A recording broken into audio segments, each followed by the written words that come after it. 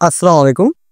যারা বিজিটি কার্ডের বা সদরা চাউলের সেই কার্ডের আবেদন করেছে, সে আবেদন কোথায় আছে, কিভাবে আছে, কবে সেই কার্ডগুলো পাবে, এগুলো নিয়ে হতাশার মধ্যে আছেন। আসলে সেই আবেদনের যে প্রক্রিয়া, সেই আবেদনের প্রক্রিয়াতে বেশ কিছুদিন সময় দেওয়া হয়েছিল। সেই আবেদন প্রক্রিয়া শেষ হয়েছে। সেই আবেদন প্রক্রিয়া শেষ হবার পরে সর্বশেষ যতগুলো আবেদন হয়েছে, সেই মোট আবেদনের কপিগুলা প্রিন্ট করে সেই আবেদনের সেই তালিকাগুলো কিন্তু উপজেলাতে যাবে। সেই উপজেলা থেকে কিন্তু সেই তালিকাগুলো চাওয়া হয়েছে। সেই আবেদনের সেই তালিকা কিন্তু সেই সচিব মহোদয় বা উদ্যোক্তা যারা আছেন, ওনারা কিন্তু সেই তালিকাগুলো কিছুদিনের মধ্যেই সেই উপজেলা পর্যায়ে পাঠাবেন যাচাই বাছাইয়ের জন্য।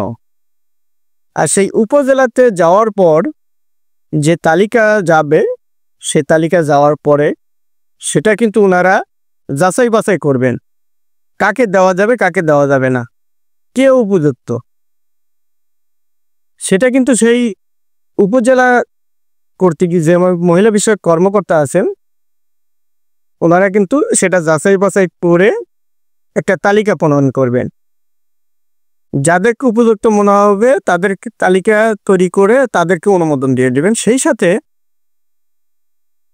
পরবর্তীতে কিন্তু সেই তালিকা কমপ্লিট হওয়ার পরে ওনাদেরকে বই দিবেন, অর্থাৎ যাদেরকে উপযুক্ত মনে হবে তাদেরকে কিন্তু সেই বইও বিতরণ করবেন তাদের মাঝে।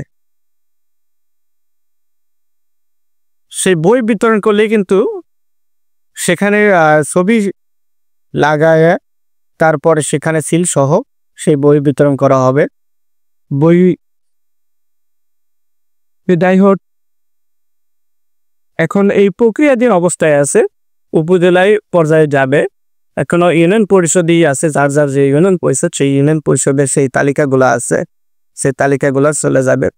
তারপরেই কার নামে হবে কার নামে হলো না সেটা কিন্তু যাচাই বাছাই করতে পারবেন, দেখতে পারবেন।